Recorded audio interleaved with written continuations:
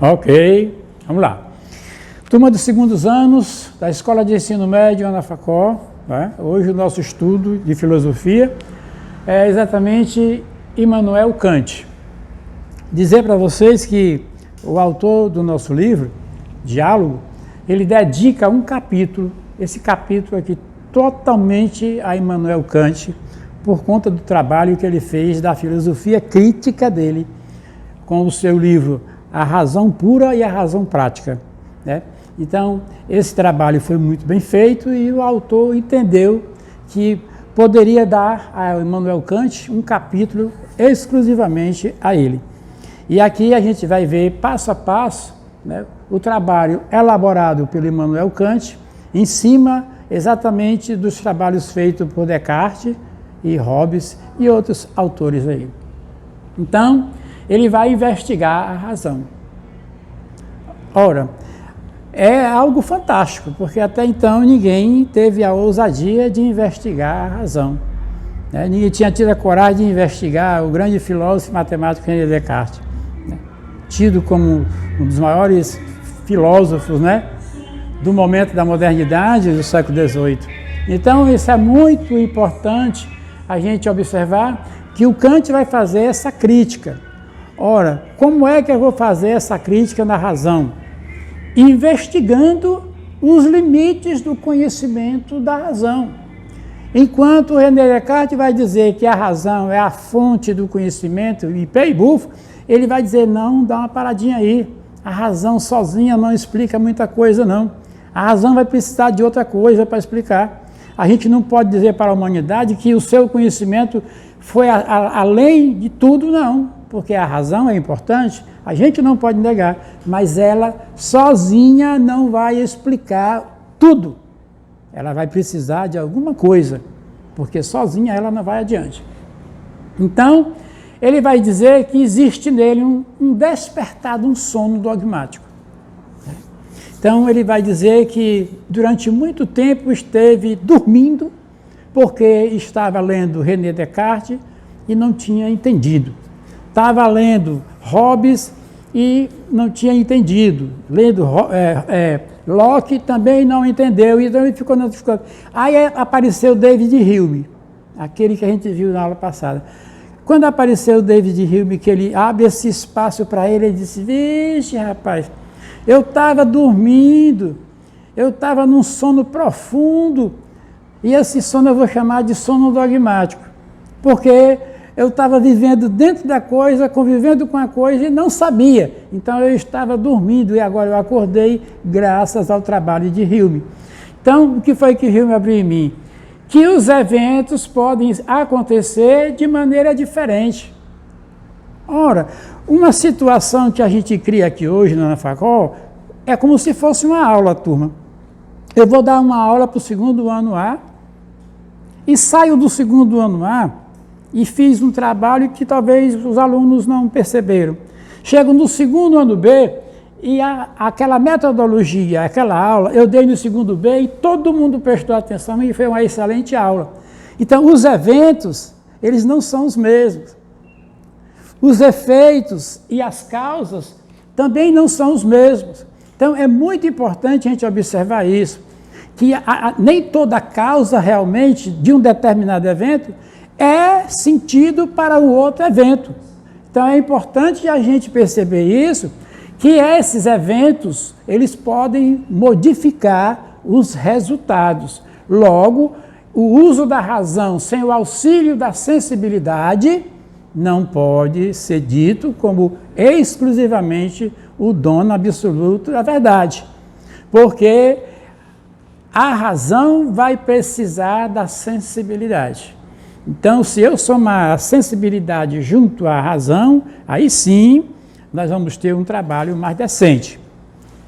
Na sequência, o conhecimento a priori e a posteriori. Então, ele vai descobrir a partir daí que vai existir um conhecimento a priori, que ele chamou anterior à experiência sensível. Então, esse conhecimento, que é anterior a essa experiência, ele vai dizer exatamente o seguinte, que o homem casado não é solteiro, né? Então, se eu digo que o homem casado não é solteiro, é porque esse acontecimento, né, está fora de cogitação, né? Se eu não uso uma aliança, alguém pode dizer, o Valdo não é casado porque não tem aliança, mas eu sou casado. Então, é interessante a gente observar isso. E o a posteriori é exatamente o contrário, só acontece na experiência. Então, a bola é branca.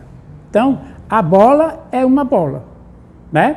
Até que eu venha a dizer que ela é branca, que ela é vermelha, que ela é azul, é outra coisa. Então, quando eu digo a bola é branca, eu defino a bola. É o contrário aqui no anterior, na priori. Olha aqui, ele diz, o predicado está implicado no sujeito. Eu digo, o casado não é solteiro. Então, o predicado aqui é solteiro, né? Está dizendo que ele não é casado, né? Entendeu? Quer dizer, o solteiro não pode ser casado, como o casado não pode ser solteiro. Né? E aqui ele diz, a bola é branca, a bola podia ser verde, a bola podia ser azul, a bola podia ser vermelha. Então, para você perceber que isso acontece exatamente uma coisa na outra. A bola é branca e pronto. É como o quadro é negro ou o quadro é branco. Legal? Agora a gente vai dar uma sequenciazinha aí, viu? Só um pouquinho aí, dá um... Ok? Continuando, né? A gente disse que ia dar uma paradinha, vamos continuar a sequência aqui do nosso estudo. Né? A experiência é um composto, né? Então ele vai dizer o seguinte, que as impressões sensíveis e a capacidade humana de conhecer atuam na construção de nosso conhecimento sobre o mundo. E isto ele vai dizer que é a posteriori. Tá? Então, o que é que isso quer dizer, pessoal? Quer dizer que a razão só pode funcionar juntamente com a sensibilidade humana. Então, eu tenho o meu intelecto, eu tenho o meu pensamento, eu tenho as minhas ideias, né? Mas as minhas ideias, o meu pensamento, né? A minha razão, para ela funcionar, ela vai precisar de mim como um todo. Então, a minha razão não pode ser jogada acolá como sendo a coisa mais extraordinária do conhecimento, não. Eu tenho que mostrar que a minha razão está ali, mas eu tenho também a minha sensibilidade. Eu sou um corpo, eu ocupo um lugar no espaço. Neste momento, eu estou aqui dando uma aula e eu estou dando essa aula. Quando eu terminar de dar essa aula, né, uma outra pessoa vai assumir o meu lugar para dar uma outra aula. Então, naquela outra aula, é um outro corpo que está dando uma aula. Ele está ocupando também o espaço dele, ele está ocupando o tempo dele. A experiência é dele, naquele momento, como a experiência agora é a minha experiência. Sou eu que estou vivenciando isto aqui agora. Não é só a minha razão, não. Tá certo? Então, o Kant vai dizer que eu trabalho como um todo, né? Ora, para eu dar essa aula aqui, eu preciso de tantas coisas. Tanto de coisas materiais, que são os objetos, né? Como preciso também da minha capacidade, da minha sensibilidade como professor, como profissional. Então, é um composto, como ele diz, não existe uma experiência sozinha. Ela sempre tem um composto, tá certo? Continuando, a sensibilidade humana. O tempo e o espaço são elementos a priori, presentes na representação de qualquer objeto. Pronto, isso que a gente acabou de falar. Né? Eu estou presente neste momento. Mas se você me perguntar, e como representação? Eu estou representando aqui um professor de filosofia. Né?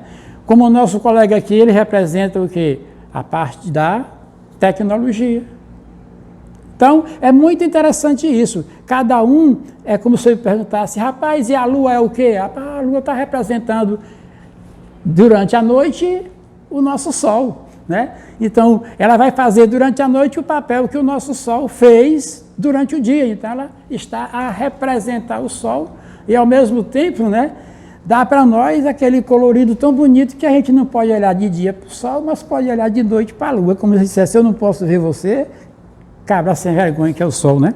Tá certo? Mas eu posso ver de noite a Lua. ou seja, você está bem longe, jogando os seus raios luminosos nela e eu posso observar a sua representação na Lua. A Lua passa a ser um espelho do Sol durante a noite e um prazer para os olhos da humanidade, principalmente daqueles corações apaixonados que gostam de tocar violão. Sem extensão, sem delimitação espacial, não pode haver representação. Isto vale para todos os objetos, tá certo? Então, aqui eu estou numa sala de aula, pessoal, e essa sala ela é repleta de muitos objetos. E cada objeto desse está representando algo. Ele tem um nome, ele tem cor, ele tem referência, tá certo? E isto é muito importante. Nós temos a nossa cor, nós temos a nossa referência, a nossa identidade, enfim, ocupamos também, enquanto ciência, né, um objeto. Somos também, sim, um objeto. Por que não? O nosso corpo é um objeto de estudo, ok? Então, aqui a gente encerra essa parte. Pedimos a vocês que deem uma olhadinha aí nas páginas 195, 196, 197, 198, 199, né? Aproveitem isso aí, né? E bom proveito. Valeu! E aí, gostou desse vídeo? Gostou desse conteúdo? Deixe seu like, se inscreva no nosso canal. A Escola na Facol agradece.